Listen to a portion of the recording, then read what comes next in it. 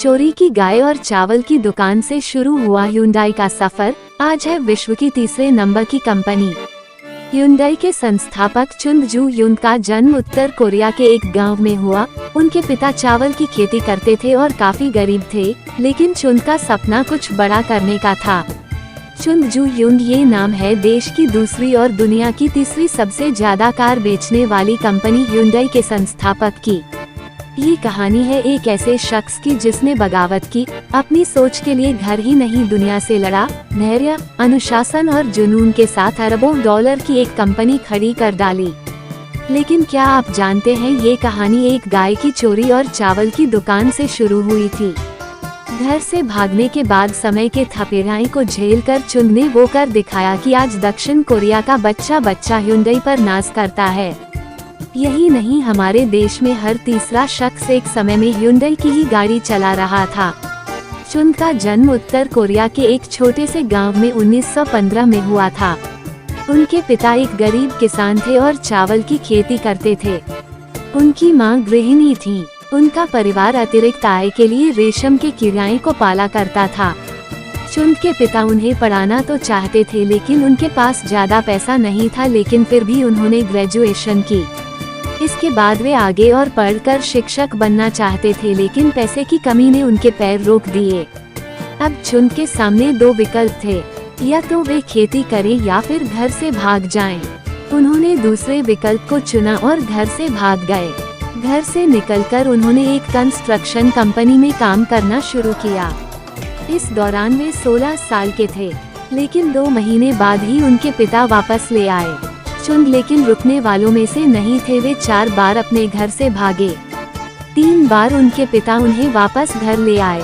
तीसरी बार चुन ने अपने ही परिवार की गाय चुराई और इसे बेच दिया। पैसे मिलने के साथ ही चुन ने शहर की ट्रेन पकड़ी और एक स्कूल में दाखिला ले लिया।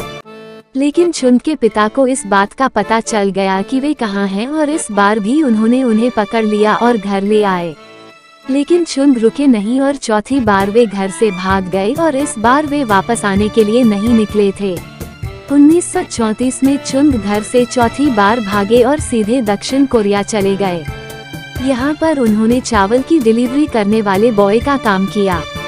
धीरे धीरे वे एक चावल की दुकान के मालिक बन गए, लेकिन किस्मत ने उनका साथ नहीं दिया और जापानियों ने उनकी दुकान को बंद कर दिया। इसके बाद चुन ने एक ऑटो मरम्मत की दुकान खोली और 2 लोगों को काम पर रखा। ये काम अच्छा चला और 3 साल में ही चुन के पास 70 कर्मचारी हो गए।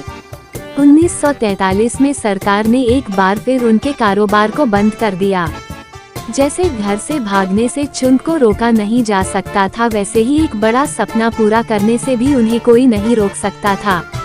यही से शुरू होती है Hyundai की कहानी। चुन ने अपनी बचत के पैसों से ऑटो मरम्मत की दुकान बंद होने के 4 साल बाद Hyundai सिविल इंडस्ट्रीज की स्थापना की। ये एक कंस्ट्रक्शन कंपनी थी। चुन ने सरकार में अपनी पैठ बनाई और धीरे धीरे पुल व शियार्ड बनाने के सरकारी ठेके वे लेने लगे। चुन की मेहनत रंग लाई। उनका काम बढ़ने लगा। वे बांध, हाईवे और परमाणु ऊर्जा संयंत्रों का निर्माण करने लगे। इस दौरान चुन को ऑटो सेक्टर में संभावनाएं दिखी और उन्होंने कार के डिजाइन पर काम करना शुरू किया। वे मध्यम वर्ग के लिए कार का निर्माण करना चाहते थे और उन्होंने ऐसा किया भी। 8 साल की मेहनत के बाद Hyundai ने अपनी पहली बनाई कार को एक्सपोर्ट किया। ये कार थी Hyundai Pony, जो दक्षिण कोरिया के लिए आज भी गर्व का विषय मानी जाती है। चुन का ऑटोमोबाइल डिवीजन इतनी तेजी से बढ़ा कि उनके ग्रुप के बाकी काम फीके पड़ गए।